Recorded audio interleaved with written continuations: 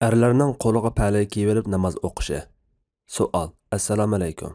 Erlar qo'liga palay kiyib namoz o'qisa durust bo'lamdi? Javob. Va alaykum assalom va rahmatullohi va barakatuhu. Barliq hamd sana Janobi Allohga bo'lsin. Shundaqla payg'ambarimizga, oila tavobatlarga va uningga toki qiyomatgacha ergashganlarga durud salomlar bo'lsin.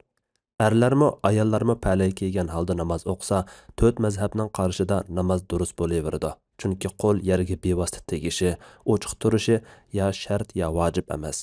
Imom Ibn Qudama mundaq degan: namozxonning mushu a'zolaridan birining yerga bevosita tegishi vojib bo'lmaydi.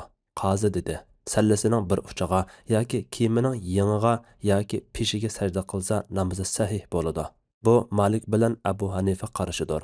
Imom Navaviymi qo'lni ochiq qo'yish vojib bo'lmaydi degan. Chunki qo'l bilan put sajda a'zolaridandir. Putiga paypoq, kash, o'tik kiygan holda namoz o'qisa durust bo'lgandan keyin qo'liga palay kiygan holda namoz o'qisa o'xshashli durust bo'ladi. Said ibn Yazid al-Azdi rivoyat qilib mundaq deydi: "Men Anas radhiyallohu anhudan Rasululloh sallallohu alayhi va sallam kashini kiygan holatda namoz o'qimdi deb so'rasam, u ha dedi." Masruq rivoyat qiladi-ki, Mughira ibn Shu'ba radhiyallohu anhu mundaq degan: Rasululloh sallallohu alayhi va sallam tahorat olganda men qo'liga suv quyib bergan edim. Rasululloh o'tkiga masih qilib namoz o'qidi.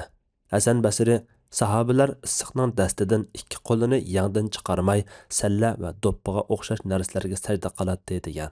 Anas ibn Malik radhiyallohu anhu mundaq degan: biz Rasululloh sallallohu alayhi va sallam bilan birga namoz o'qiydik. Ba'zilarimiz issiqning dastidan kiyimning bir tarafini sajda qiladigan joyga qo'yib oladi.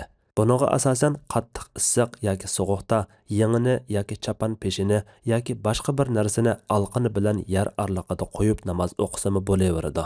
Yana havo sovuq bo'lmagan ahvoldami odatda palay kiydigan ayollar yot erlar bor yerda palay bilan namoz o'qishga muhtoj bo'lishi mumkin.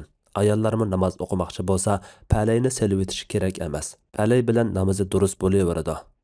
Allah eng to'g'risini bilguchidir. Fatvoda Dr. Abdul Aziz rahmatullah. Fatvolar majmuasi 1-tom, 65-nomerlik fatvo.